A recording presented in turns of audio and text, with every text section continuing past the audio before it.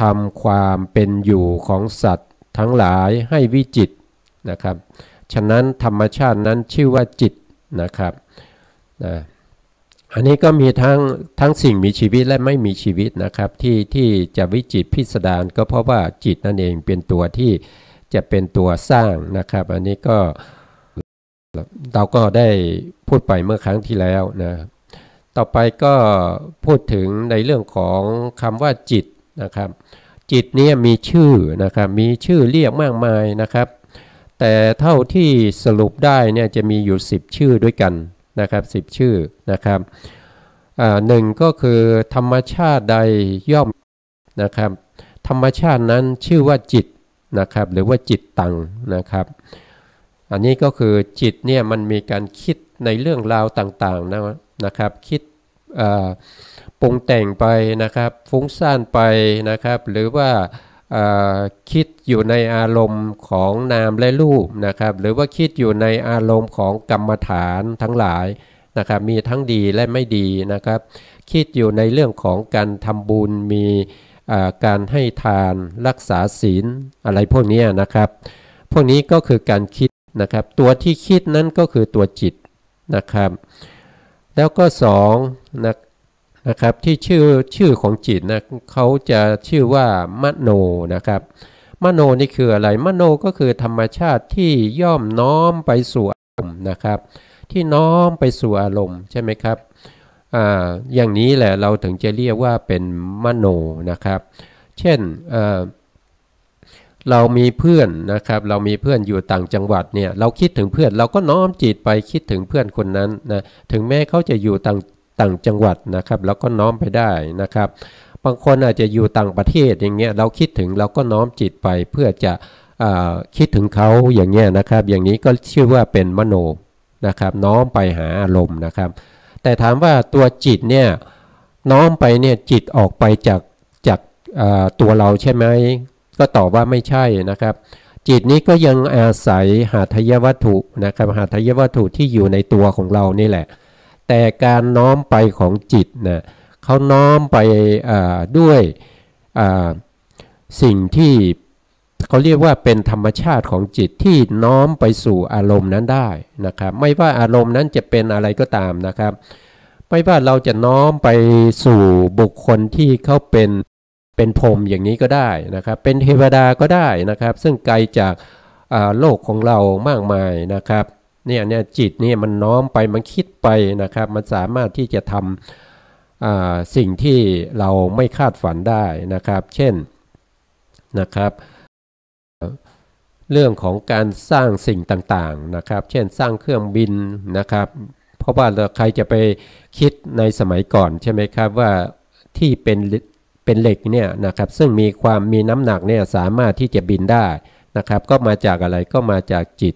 นะครับที่น้อมไปในการที่คิดในสิ่งต่างๆนะครับ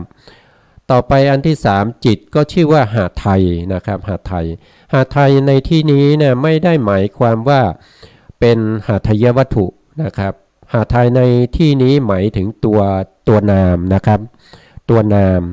นะครับไม่ได้หมายถึงตัวรูปนะครับหาทายวัตถุที่เป็นอาศัยเกิดของจิตเนี่ยมันตัวนั้นจะเป็นรูปนะครับแต่ในที่นี้เราพูดถึงหาไทยที่เป็นจิตเป็นใจนะครับเพราะอะไรเขาจึงชื่อว่าหาไทยนะครับก็เพราะว่าจิต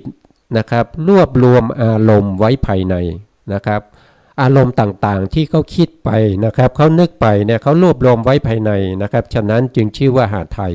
นะครับเพราะหาไทยนี่แปลว่าเป็นที่รวบรวมนะครับเป็นที่อาศัยเป็นอะไรเป็นที่อาศัยอย่างนั้นนะครับก็เลยชื่อว่าหาไทยนะครับแล้วต่อไปจิตเนี่ยชื่อว่ามนัสนะมนัสหรือมณสังนะครับที่ชื่อว่าจิตนะครับที่เรียกว่ามนัสนะครับก็เพราะว่าเป็นธรรมชาติจิตเนี่ยนะครับเป็นธรรมชาติอย่างหนึ่งนะครับที่เป็นมนัสเนี่ยก็คือสมนัสนั่นเองนะครับก็คือมีความชื่นใจมีความอะไรเนี่ยนะครับมี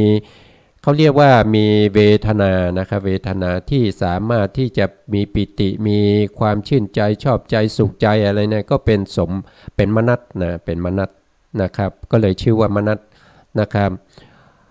จิตอันที่5นะครับจิตชื่อว่าปันทละนะปันทละชื่อว่าปันทละเพราะว่าจิตโดยธรรมชาติเนี่ยตัวจิตเนี่ยเขาจะผ่องใสนะเขาจะผ่องใสแต่ว่าเขาไม่ผ่องใสเพราะอะไรก็เพราะว่าตัวเจตสิกที่เกิดร่วมกับเขาเนี่ยทำให้เขาเนี่ยเปลี่ยนไปนะไม่เปลี่ยนไปในส่วนที่เป็นสิ่งที่ไม่ดีบ้างสิ่งที่ดีบ้างนะครับถ้าเราเปรียบเทียบแล้วนะครับจิตนี้ก็เหมือนกันน้ำใสๆนะครับน้ำใสๆนะครับแต่ตัวเจตสิกเนี่ยก็เปรียบเสมือนกับสีนะครับที่เราสีเนี่ยหยดลงไปในน้ำนะครับหรือว่าผสมลงไปในน้ำนั้นก็จะกลายเป็นสีต่างๆนะครับกลายเป็นสีนู่นสีนี่นะครับเพราะฉะนั้นตัวจิตเนี่ยโดยธรรมชาติเขาเนี่ยเขาจะผ่องใสนะจึงได้ชื่อว่าปันทละนะครับหรือว่าปันตังนะครับอันที่6นะครับจิตนี้ชื่อว่ามนายตนะนะครับเพราะอะไรก็เพราะว่าจิตนี้เป็นเครื่องต่อนะครับเป็นเครื่องต่อให้เกิดสภาวธรรมทั้งหลายนะครับที่จะเกิดต่อไปนะครับจึงได้ชื่อว่ามนายตนะนะครับซึ่งเป็นเครื่องต่อนะครับชื่อที่7ของจิตนะครับก็ชื่อว่ามนินทรีย์นะครับชื่อว่ามนินทรีย์เพราะอะไรอินทรีย์เนี่ยแปลว่าเป็นใหญ่เป็นผู้ปกครองนะครับเพราะว่าตัวจิตเนี่ยเป็นตัวเป็นอินทรีย์ได้ก็เพราะว่าเขาเป็นใหญ่นะครับเขาเป็นใหญ่ในการที่จะรู้อารมณ์เขาเป็นประธานในการรู้อารมณ์นะครับรู้สิ่งนั้นคิดสิ่งนี้คิดสิ่งนั้นนะครับจึงได้ชื่อว่ามนินทรีย์นะครับแล้วก็ยังมีชื่อว่าวิญญาณนะครับอันที่8เนี่ยจิตเนี่ยชื่อว่าวิญญาณนะครับชื่อว่าวิญญาณเพราะอะไรก็ชื่อว่าวิญญาณก็เพราะว่ารู้แจ้งอารมณ์นะครับรู้แจ้งอารมณ์นะรู้แจ้งอารมณ์ทั้งหลายนะครับจึงชื่อว่าวิญญาณนะครับต่อไปอันที่9นะครับเราได้ยินบ่อยคำนี้คือวิญญาณขันธ์นะครับวิญญาณขันธ์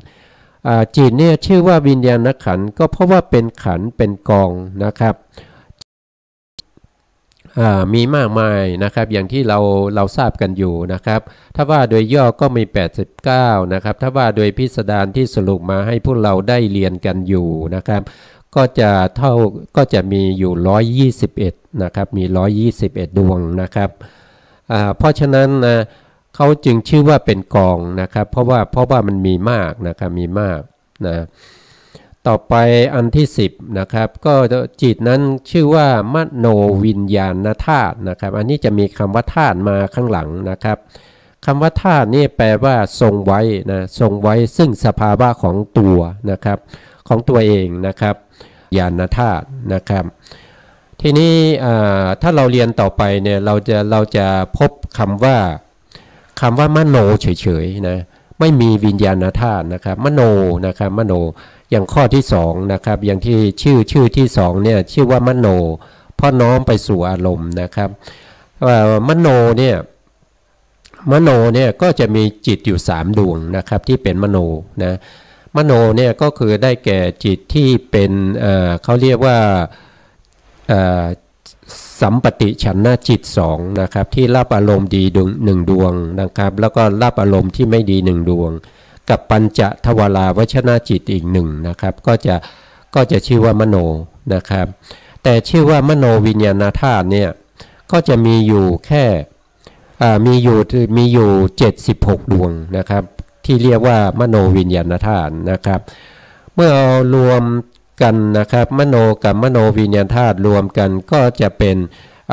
79นะครับ79บางคนอาจจะสงสัยว่าทำไมมี79นะครับก็เมื่อกี้บอกว่าเรา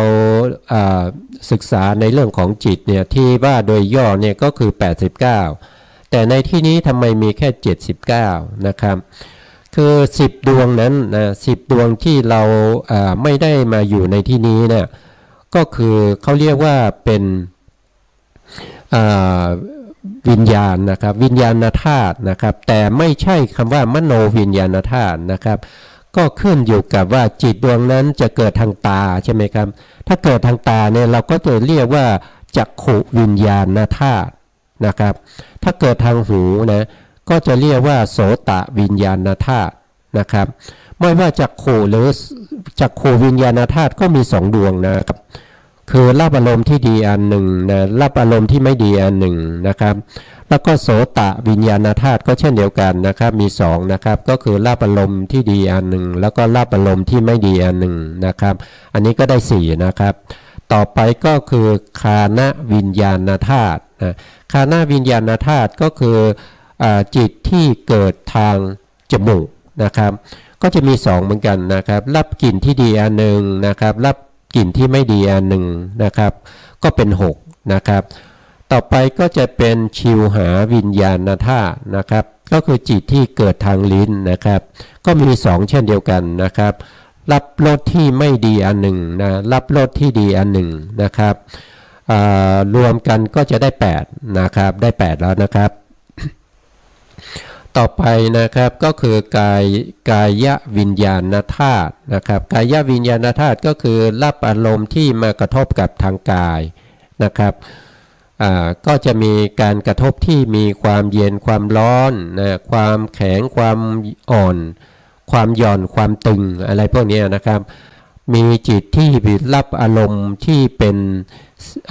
ความแข็งที่ไม่ดีอ่ะคือกระทบแล้วมันจะเจ็บมันจะปวดเนี่ยนะครับก็คืออารมณ์ที่ไม่ดีนะครับกับจิตที่รับอารมณ์ที่ดีก็คือเวลากระทบแล้วมันนุ่มมันนวลนะครับมีอากาศที่สบายนะครับ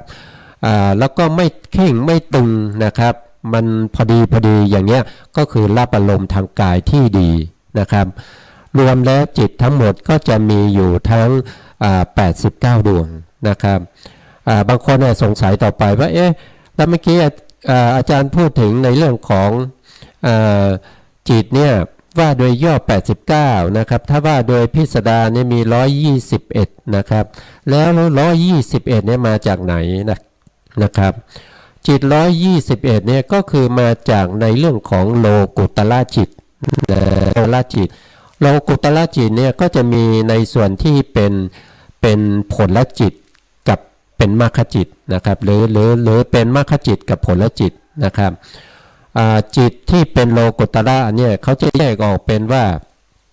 นะครับเป็นจิตประเภทที่เป็นของพระโสดาบันนะครับโสดาบันเนี่ยก็จะมีจิตประเภทที่เป็นผลใช่ไหมครับผลของโสดาบันเนี่ยก็จะมีอยู่5ดวงนะ5ดวงนั้นก็คือผลที่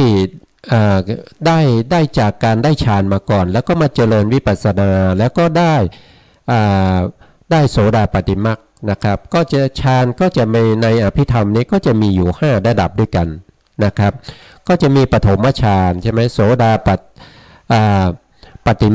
ฏิผลเนี่ยที่เป็นปฐมฌานก็มีนะครับเป็นทุติยฌานก็มีนะเป็นตติยฌานก็มีนะครับเป็นจตุยฌานก็มี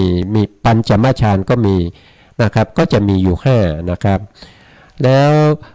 สกทาคามีก็มี5นะครับแล้วก็พระอนาคามีก็มี5นะครับพระอรหันต์ก็มี5นะครับเมื่อรวมกันแล้วเนี่ยนะครับเมื่อรวมกันแล้วเนี่ยก็จะเป็น54นะครับ54ก็20นะครับแต่ถ้าว่าโดยย่อเนี่ยนะครับเราก็จะว่าแค่4นะครับแต่ว่าโดยพิสดารเราก็จะบวกเข้ามาอีก16นะครับ16นั่นก็คือเรื่องของฌานที่มาเกี่ยวข้องนะครับแล้วก็มรรคจิตก็เช่นเดียวกันนะครับก็จะเป็นในลักษณะนี้นะครับที่เป็นฌานของมรรคจิตเนี่ยก็จะมีอยู่ด้วยกัน16ดวง16นะครับที่มาบวกกับที่ว่าโดยย่อ4ใช่ไหมครับก็จะบวกกันเข้าไปก็จะเป็น121ดวงนะครับอันนี้ก็เป็นการว่าโดยพิสดารนะครับว่าโดยพิสดารนะครับก็นะครับช่วงนี้ก็ยังอยู่ในเรื่องของจิตนะครับก็พระอาจารย์ด็อกเตอร์นะครับพระครูปริยัติ ติยานุสาสนะครับท่านไม่รู้ว่าจะเข้ารายการหรือไม่นะครับถ้าเข้าก็ขอนิมนต์นะครับขอนิมนต์นะครับถ้าไม่เข้ายังไงผมก็จะได้ว่าต่อไปนะครับว่าต่อไปเรื่อยๆนะครับตามหลักสูตรนะครับว่าต่อไปตามหลักสูตรที่เราจะใช้ในการศึกษาเล่าเรียนกันอยู่นะครับต่อไปนะครับต่อไปเราก็จะพูดถึงในเรื่องของจิตนะครับที่มาจากไหนก็คือมาจากอภิธรรมมัทธวิภาวินีดีกานะครับมาจากอันนี้นะครับก็เป็นระดับดีกานะครับเป็นชั้นของดีกานะครับพระไตรปิฎกเนี่ยนะครับการศึกษาพระพุทธศาสนาเนี่ยมีคัมภีร์อยู่หลายระดับนะครับหลายชั้นนะครับชั้นแรกเนี่ยเราก็จะเรียกว่าพระบาลีนะครับพระบาลีหรือบางทีเราก็เรียกว่าเป็นพระไตรปิฎกนะครับพระไตรปิฎกเนี่ยก็จะมีอยู่3ปิฎกอย่างที่เราทราบกันอยู่แล้วนะครับ1ก็คือพระวินัยปิฎกนะครับ2ก็คือพระสุตตันตปิฎกนะครับ2อันนี้นะครับสองปิฎกนี้นะครับท่านพระอาจารย์ดร.ก็ได้นำเสนอมาตั้งแต่ปีเท่าไหร่47นะครับพศ2547นะครับมาจนถึงปัจจุบันนี้นะครับก็จะจบนะครับก็เหลือคัมภีร์อยู่ประมาณ2เล่มนะครับที่ท่านเรียนให้ท่านผู้ฟังได้ทราบนะครับแล้วก็ส่วนพระอภิธรรมเนี่ยนะครับท่านก็ให้ผมนะครับมานำเสนอนะครับแล้วก็ให้นำเสนอตามหลักสูตรนะครับหลักสูตรการเรียนการสอนนะครับที่เกี่ยวกับเรื่องของพระอภิธรรมนะครับที่ใช้อยู่ในหลายๆประเทศนะครับซึ่งในอภิธรรมเนี่ยจะเป็นคัมภีร์ที่มีธรรมะเนี่ยจะเยอะนะครับถ้าเราเรียกโดย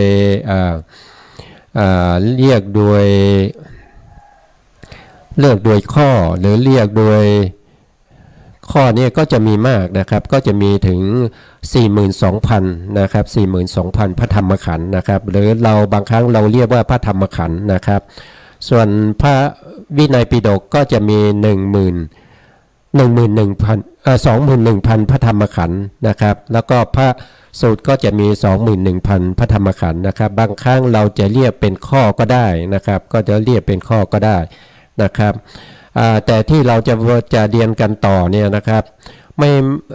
ตัวนี้จะเป็นการขยายความนะครับขยายความของจริงๆแล้วก็คือขยายความในพระไตรปิฎกนั่นเองนะครับแต่ว่าในชั้นคัมภีร์เนี่ยตัวที่มาขยายพระไตรปิฎกเนี่ยเราก็จะเรียกว่าอรรถกถานะครับอรรถกถาก็คือที่เรากำลังศึกษาอยู่นะครับที่เรียกว่าอภิธรรมมัทธะเนี่ยอภิธรรมมัทธะเดี๋ยวนะครับที่เราเรียกว่าอภิธรรมสังฆะนะครับอภิธรรมสังฆะของพระอนุรุทธาจารย์นะครับอันนี้ก็เป็นอรรถกถานะครับเป็นคัมภีร์ชั้นที่2นะครับหลังจากต่อจากอรรถกถาไปเนี่ยก็จะเป็นคัมภีร์ที่เป็นฎีกานะครับก็เราจะเรียกว่าฎีกานะครับที่เราจะศึกษาตอนนี้ก็คือเป็นชั้นฎีกาก็คือชั้นที่3นะครับที่เราได้ข้อมูลมานะครับในอภิธรรมมัทธวิภาวินีฎีกานะครับก็จะมีบาลีนะครับก็จะมีบาลีนะครับผมจะอ่านบาลีนะครับวิจิตตกาลนานะครับจิตตังอัตตโนจิตตตายะวานะครับคำว่าวานี่ก็คือแปลว่าหรือนะครับจิตตังกัมมังกิเลเสหินะครับจิตตังตายะติวาตถานะครับจิโนติอัตตสันตานังนะครับจิตวิจิตตาลัมมนัตติจาตินะครับอันนี้ก็เป็นบาลีนะครับที่มาจากอภิธรรมมัทธวิภาวนีฎีกานะครับถ้าแปลเป็นภาษาไทยนะครับก็จะได้ว่าชื่อว่าจิต นะครับเพราะทำให้กิริยาอาการวิจิตรนะครับอันนี้นะครับก็คือมุ่งหมายเอาจิต32 ดวงนะครับที่เป็นจิตที่ทำให้เราสามารถที่จะเคลื่อนไหวอิริยาบถนะครับเดินยืนนั่งนอนพูดจาคูยึดแขนเหยียบแขนนะครับเหลียวซ้ายแลขวานะครับก็มาจากจิต32 ดวงนี้นะครับทีนี้บางคนจะสงสัยว่า32 ดวงเนี่ยก็คืออะไรจิต32 ดวงนี้คืออะไรนะครับจิต32 ดวงนี้ก็คือได้แก่จิตที่เขาทำหน้าที่ชวนะนะครับชวนะนี่ก็แปลว่าการเสพอารมณ์บ่อยๆนะครับเขาเกิดติดต่อกันหลายๆดวงนะครับยังโดยปกติแล้วเขาจะเกิดติดต่อกันอยู่7 ดวงนะครับเขาเกิดติดต่อกันอยู่7 ดวงแล้วก็เขายังส่งผลให้เป็นวิบากด้วยนะครับเพราะฉะนั้นจึงชื่อว่าชวนาจิตนะจริงๆแล้วชวนามีถึง55 ดวงด้วยกันนะครับแต่ในที่นี้เขามุ่งหมายเอาเฉพาะ32 ดวงเพราะ32 ดวงเนี่ยเป็นจิตที่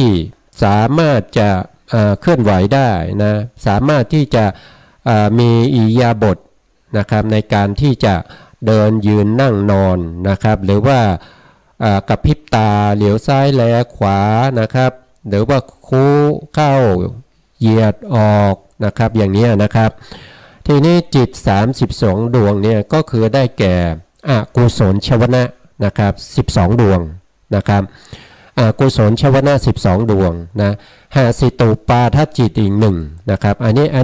นี้เป็นกิริยาจิตนะครับเป็นหาสิตูปาทะนี่เป็นจิตของพระอรหันต์นะครับเป็นจิตที่ทำให้พระอรหันต์เนี่ยเกิดการยิ้มได้ด้วยจิตดวงนี้นะครับเรียกว่าหาสิตูปาทจิตแต่เป็นกิริยาจิตนะครับอันนี้ก็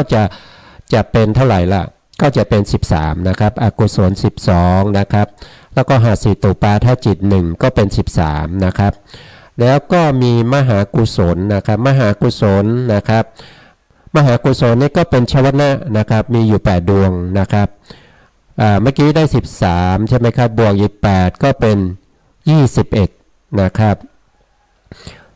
21ต่อไปก็จะเป็นมหากิริยาจิตอีก8 ดวงนะครับอันนี้เป็นจิตของพระอรหันต์นะครับที่ใช้ในการอยู่ในทางโลกหลังจากได้เป็นพระอรหันต์แล้วท่านยังไม่เสียชีวิตนะครับการกระทำของท่านทั้งหลายไม่ว่าจะพูดจะเดินจะยืนจะนั่งอะไรพวกนี้ก็เกิดจากมหากิริยาจิตนะ8 ดวงนี้นะครับเมื่อบวกเข้าไปกับเมื่อกี้ได้อยู่10เท่าไหร่13บวกอีก8ใช่ไหมครับก็จะเป็น21นะครับ21บวกอีก8ก็จะเป็น29นะครับโทษนะครับเดี๋ยวผมรับโทรศัพท์ของพระอาจารย์ดร.ก่อนนะครับนมัสการครับท่านเรียนพรอาจารย์ได้ยินไหมครับได้ยินแล้วครับผมตอนนี้ก็ทางเสียงไม่ได้ยินเสียงของอาจารย์ทางหน้าจอนะครับแต่ไม่เป็นไรเอาโทรศัพท์มาเอาโทรศัพท์มาแนบด้วยครับผมขอไปท่านผู้ฟังพอดีวันนี้ออกทางอินเทอร์เน็ตนะครับผมก็เลยไม่ได้ยินนะครับผมตอนนี้กำลังอินเทอร์เน็ตก็กำลังเปิดอยู่อินเทอร์เน็ตก็กำลังเปิดอยู่แต่ว่ายังเสียงยังไม่ออกมาที่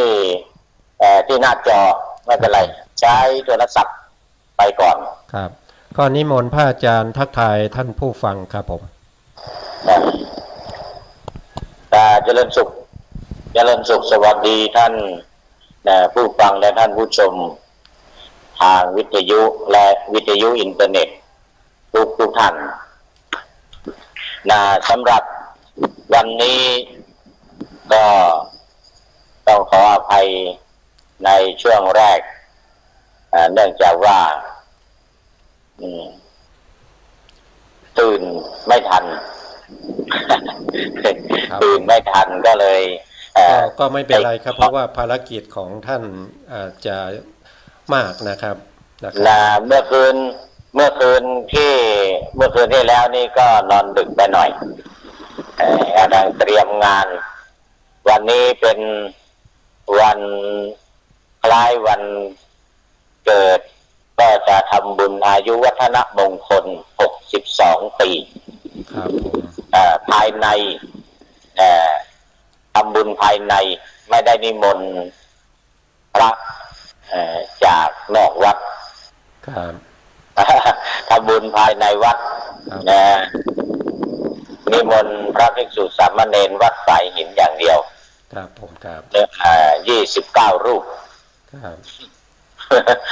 ไม่ได้บอกใครไม่ได้บอกญาติโยมไม่ได้ประชาสัมพันธ์ก็เตรียมงานกันกับท่านสมัครท่านพระสมัครญาณศิลป์เที่ยงคืนยังอยู่กันที่ศาลาเมื่อคืนที่ผ่านมาก็ไปนอนดึกไปหน่อยนาฬิกาปลุกแล้วแต่ว่าไม่ได้ยินเสียงมาตื่นเอาตอนที่โทรไปหาอาจารย์เมื่อกี้เนี่ยนะโทรหาอาจารย์เมื่อกี้นี้ก็ขอบคุณอาจารย์ที่ได้เริ่มดำเนินรายการมาก่อนในช่วงนี้ก็จะได้ขออาจารย์พูดต่อว่าวันนี้พูดถึงเรื่องอะไรมาก็ต่อเลยแล้วอาตมาก็จะรับฟังแล้วก็สนทนาด้วยก็จะเดินพรขอบพระคุณครับท่านผู้ฟังครับเมื่อกี้เราพูดถึงจิตที่ทำให้มีการเคลื่อนไหวอิริยาบถนะครับไม่ว่าจะเป็นการเดินการยืนการนั่งการนอนนะครับหรือว่าจะเลี้ยวซ้ายแลขวานะครับหรือว่ากระพริบตานะครับหรือว่าจะคูเหยียดนะครับสิ่งที่เคลื่อนไหวหรืออิริยาบถนั่งปกตินะครับก็จะเกิดจากจิตอยู่32 ดวงนะครับที่พูดไปนะครับ32 ดวงเมื่อกี้เนี่ยก็พูดถึง30 ดวงแล้วนะครับ30 ดวงก็คือมีอะไรทบทวนนะครับก็จะมีอกุศล12นะแล้วก็มีหสิตุปาทจิต1นะครับแล้วก็มีมหากุศลจิต8นะครับแล้วมหากิริยาจิตอีก8นะครับรวมแล้วก็จะเป็น29นะ30พอดีนะครับ30พอดีขาดอีก2นะครับ2 ดวงนั้นก็จะเป็นจิตประเภทที่เราเรียกว่าเป็นอภิญญาจิตนะครับมีกุศลอภิญญา1นะครับแล้วก็มีกิริยาอภิญญา1ก็จะรวมเป็น32นะครับจิต32 ดวงนี้แหละที่ทำให้เราได้มีการเคลื่อนไหวอิริยาบถต่างๆนะครับถ้าไม่มีจิต32 ดวงนี้อย่างเช่น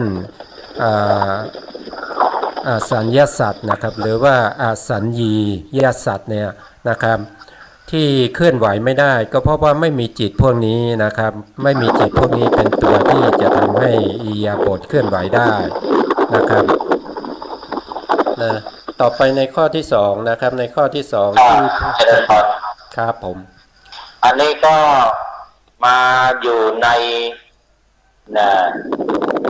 อารมณ์ของวิปัสสนาพอดีครับผม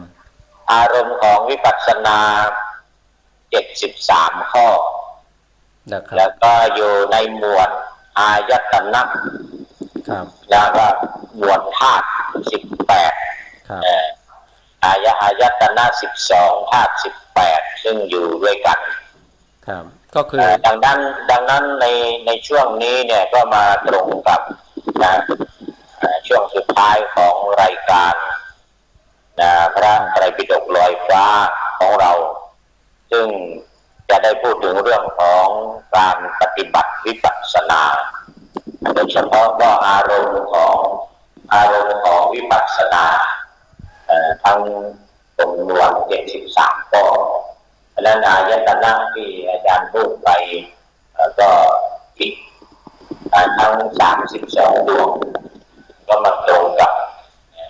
การพิจารณาเกี่ยวกับธาตุ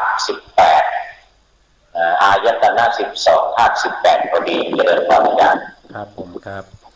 ก็ครับถ้า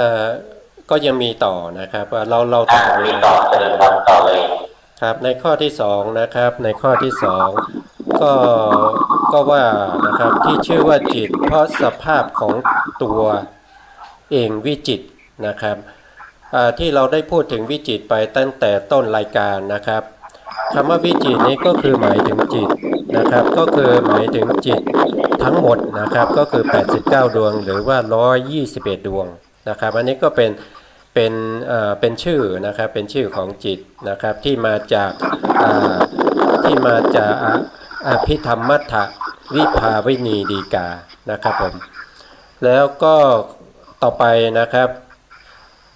วิปากจิตนะครับที่ชื่อว่าจิตก็เพราะว่ากุศลอกุศลนะครับและกิเลสนะครับเหล่านี้นะเป็นผู้สะสมนะเป็นผู้สะสมไว้ที่ไหน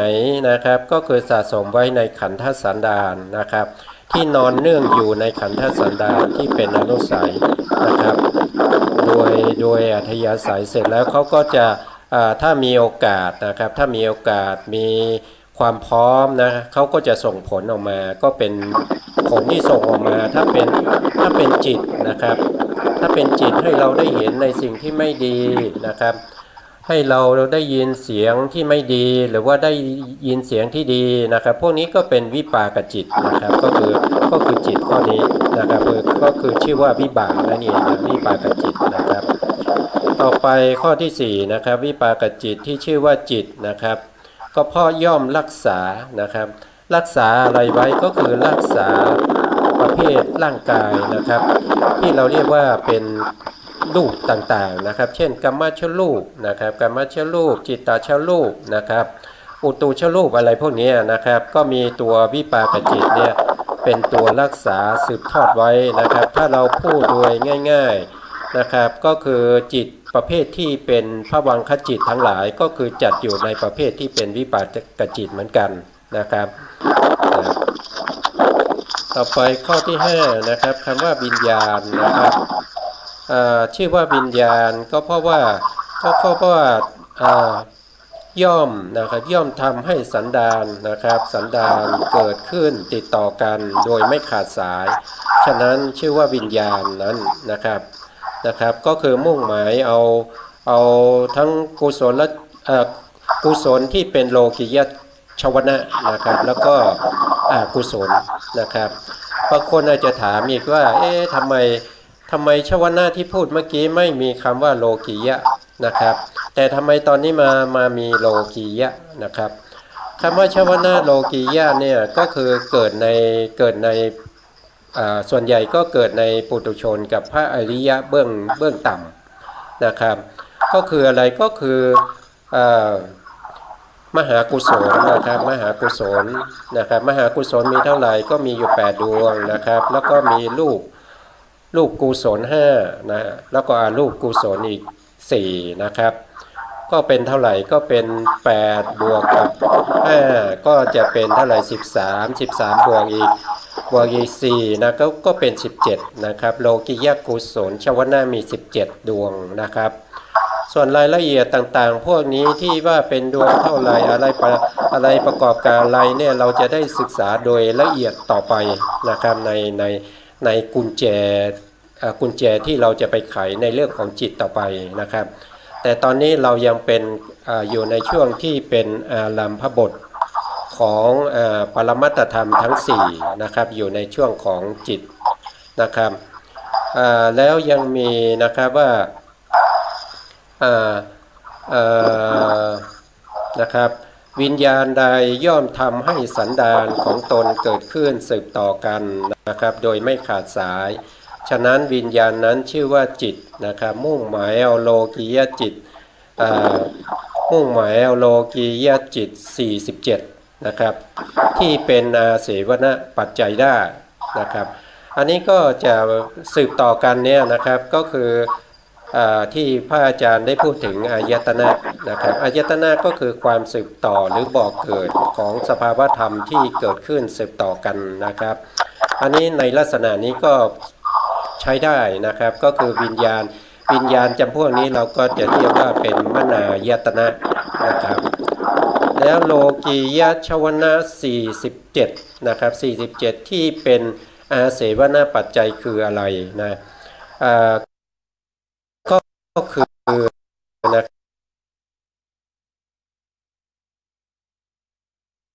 รับ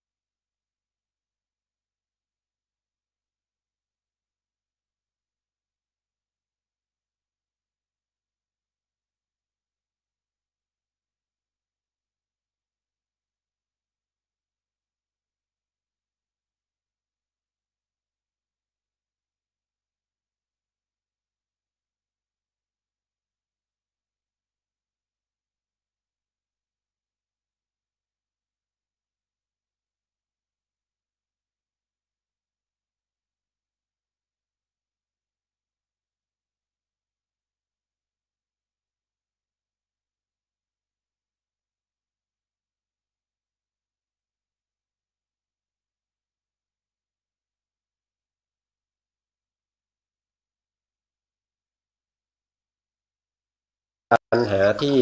วิจิตรนะครับแล้วก็5ก็คือมีสัญญาที่วิจิตร6ก็คือมีตัวจิตนี่แหละที่วิจิตรนะครับเป็นประธานอยู่ในกลุ่มนี้ทั้งหมดนะครับแต่ถ้าว่าโดยข้อก็จะมีอยู่6ข้อนะครับสำหรับผู้ที่เข้าศึกษา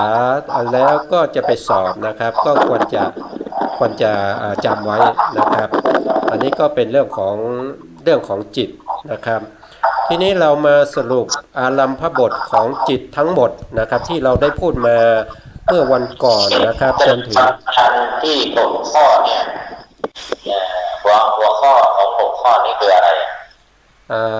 นิมนต์อีกครั้งครับหัวข้อของที่6ข้อเนี่ยก็อาตมาก็มาทันข้อที่2 3 4 5ตั้งแต่ข้อที่1มาเนี่ยเรียกว่าอะไรครับผมก็คือเขาพูดถึงเรื่องของความวิจิตรนะครับความวิจิตรของจิตนะครับครับผม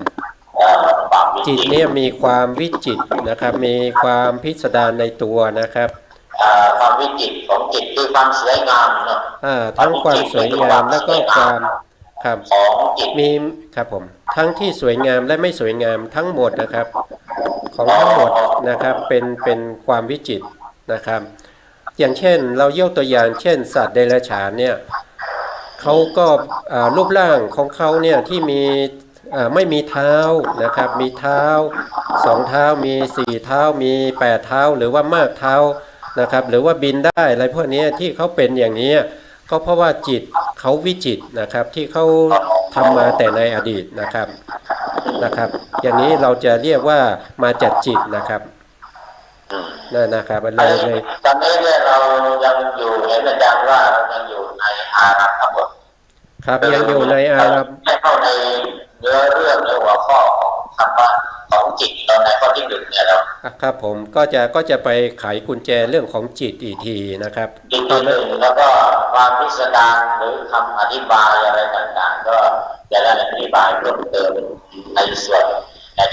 นตอนที่เราว่าด้วยเรื่องของจิตโดยตรงอีกทีหนึ่งครับผมครับอันนี้อารัมภบทที่ว่าเนี่ยว่ารวมทั้ง4ใช่ไหมรวมจิตเจตสิกรูปนิพพานเนี่ยครับผมมีรวมอยู่ทั้งหมดหรือว่าเฉพาะเรื่องจิตเฉพาะตอนนี้ก็คือเป็นอารัมภบททั้งหมดนะครับคืออารัมภบทของจิตนะครับของจิตของเจตสิกแล้วก็ของรูปและของนิพพานครับตอนนี้เราทั้ง4อย่างครับทั้ง4อย่างเสร็จแล้วเราก็จะไปพูดโดยตรงเรื่องของจิตนะครับครับผมจิตเจตสิกก็จะมีอีกครับ แต่จะเน้นไปนะครับจะเน้นเฉพาะจิตกับเจตสิกในส่วนของจิตและเจตสิกครับผมส่วนที่ว่ามี47บ้าง32บ้าง89 101นี่ก็ท่านผู้ฟังก็อย่าตกใจมันมีมากแล้วก็คล้ายๆว่าตอนนี้เราว่าคร่าวๆไว้ก่อนครับผมในรายละเอียดของโสมนัสจิตหรือชัวนัสจิตอะไรต่างๆนี่ก็จะมีคำอธิบายเพิ่มเติมในส่วนของจิตโดยตรงครับเราจะได้จังครับผมถูกต้องครับเพราะฉะนั้นไอ้ที่มันมากๆเยอะๆหลายๆดวงเนี่ยก็ฟังคร่าวๆไปก่อนครับสาธุครับเราจะให้เหมือนกับคนที่เขาเรียนโดยตรงเหมือนกับที่อาจารย์ว่าเมื่อกี้เนี่ยนะคือเขาต้องท่องโดยเฉพาะคนที่เขาจะไปสอบครับผมตอนนี้จะไปสอบเนี่ยมันจะต้องท่องให้จำแต่ในการฟังให้เข้าใจในการฟังแบบว่าทางวิทยุนี่ก็คงจะไม่ถึงกับต้องท่องนะอาจารย์ครับสาธุครับผมเพียงทำความเข้าใจไว้ก่อนแล้วก็พยายามฟังในรายละเอียดในคำอธิบายเรื่องของจิตเรื่องของเจตสิกในตรงนี้ครั้งหนึ่งครับก็เดี๋ยวผมขอสรุปจบในเรื่องของอารัมภบทในเรื่องของจิตใน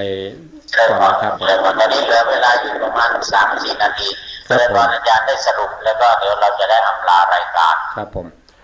ก็สรุปว่านะครับธรรมชาติของจิตนะครับทั้งหมดที่พูดมานี้ก็สรุปได้อยู่3ประการด้วยกันนะครับประการที่1ก็คือจิตนั้นย่อมรับอารมณ์อยู่เสมอนะครับจิตที่เกิดขึ้นไม่มีอารมณ์ไม่ได้จิตต้องมีอารมณ์อยู่เสมอถ้าไม่มีอารมณ์จิตนั้นจะไม่เกิดนะครับอันนี้ก็ข้อที่1นะครับจิตมีอารมณ์ครับข้อที่1ข้อที่2ข้อที่2ก็คือจิตเนี่ยเป็นเหตุให้เจตสิกทั้งหลายรู้อารมณ์เหมือนกับตนนะครับเจตสิกนี่ต้องรู้อารมณ์เช่นเดียวกับจิตนะครับอันนี้คือข้อที่2นะครับข้อที่3ก็คือทำให้สิ่งมีชีวิตและไม่มีชีวิตเนี่ยวิจิตรพิสดารนะครับที่เราได้พูดไปแล้วนะครับก็คือสรุป3ข้อนี้นะครับก็คือ3ข้อก็คือเรื่องของจิตในข้อที่3ครับผมคือจิตที่มีความสวยงามมีความวิจิตรพิสดารครับผมครับมีความวิจิตรพิสดารส่วนในข้อที่2คือจิตที่ทำให้รู้อารมณ์เหมือนในต่อไปเนี่ยเจตสิกก็จะเหมือนกันเพราะว่าเจตสิกนี่ก็เกิดพร้อมกับจิตครับคือเจตสิกนี่ถ้าว่าไม่มีจิตนี่ก็เกิดไม่ได้ครับเกิดไม่ได้ครับผมเกิดไม่ได้เขาต้องอาศัยซึ่งกันและกันนะครับข้อที่1อาจารย์ที่ว่าจิตอะไรนะมันมีความรับอารมณ์อยู่เสมอครับผมหน้าที่เป็นหน้าที่เนาะจิตเป็นหน้าที่ในการรับอารมณ์ใช่ถูกต้องครับเขาจะถือว่าเป็นหน้าที่เขาก็ได้นี่ก็คือรับอารมณ์ที่ผ่านเข้ามาทางตาทางหูทางจมูกทางลิ้นและทางกาย5อย่างแล้วก็ทางใจด้วยก็ทางใจด้วยครับผมความคิดเนาะความคิดที่เกิดขึ้นในทางใจด้วยครับผมดังนั้นตัววิญญาณก็คือจิตนี่เองครับผมที่ว่ารู้แจ้งในภายในก็คือจิตเป็นตัวรู้ใช่ไหมอาจารย์ครับก็คือมันจะประกอบถ้ารู้แจ้งใช้คำว่ารู้แจ้งนี้ก็คือมีตัวปัญญาด้วยคือตัวรู้เนี่ยก็จะมีอยู่3ตัวนะครับแต่จริงๆมันรู้ทั้งหมดแต่ที่รู้พิเศษเนี่ยมีอยู่3อย่างนะครับก็คือตัวที่1ก็คือตัวจิตใช่ไหมครับตัวที่2คือตัวสัญญานะครับตัวสัญญา ครับแล้วตัวที่สามที่รู้แจ้งเลยรู้แจ้งรู้ชัดนะครับก็คือตัวปัญญาครับผมตัวปัญญาทำไมจึงชื่อว่ามโนวิญญาณธาตุนะครับที่ชื่อว่ามโนวิญญาณธาตุแล้วก็ตัวปัญญาครับปัญญาคือปัญญาก็หมายถึงการรู้ทั่วรู้แจ้งกันครับผมถูกต้องครับก็จะเท่ากันกับวิญญาณเนี่ยเนาะครับคือตัวปัญญานี่จะรู้มันก็อาจจะแตกต่างกันไปบ้างครับผมครับว่าโดยง่ายๆก็คือตัวปัญญานี่จะเป็นตัวที่รู้เนี่ยสามารถที่จะตัดกิเลสได้เพราะฉะนั้นเขาจึงเอาปัญญาเนี่ยขึ้นไว้ข้างบนนะครับว่าปัญญาเนี่ยจะเป็นตัวที่รู้พิเศษกว่าอย่างอื่นนะครับผมครับผมเพราะว่าจิตนี่ก็ยังเป็นอันดับสองนะครับแล้วก็สัญญาเป็นอันดับสามนะครับตัวปัญญาเป็นอันดับหนึ่งนะครับผมครับผมจิตเป็นอันดับสองสัญญาเป็นอันดับสามครับผมถ้าว่าโดยการตัดสรุปปัญญานี่เป็นอันดับหนึ่งเลยใช่ครับถ้าว่าโดยการตัดสรุปธรรมนะครับรู้แจ้งเห็นจริงนะครับตัวปัญญาต้องเป็นตัวที่หนึ่งนะครับผมดังนั้นการปฏิบัติวิปัสสนากรรมฐานเนี่ยก็ต้องอาศัยฐานของจิตอาศัยฐานของวิญญาณปัญญาเป็นที่สุดครับผมปัญญาสำคัญมากก็เรียกเป็นปัญญาวุฒิเป็นอาวุธที่สำคัญครับผมดังนั้นการปฏิบัติวิปัสสนาก็คือว่าการปฏิบัติให้เกิดปัญญาซึ่งจะมีหลักประกอบก็คือ